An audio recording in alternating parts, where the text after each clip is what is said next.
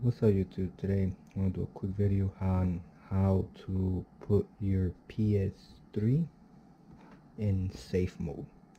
So basically this is your power button. You hold it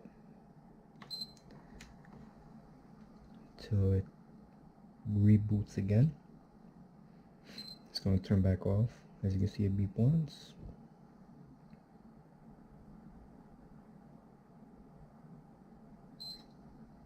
Yeah, you see it turned back off. Now you hold it again.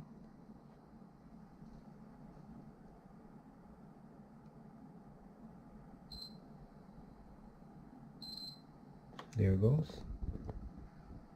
It will stay on. Now it will connect to your TV.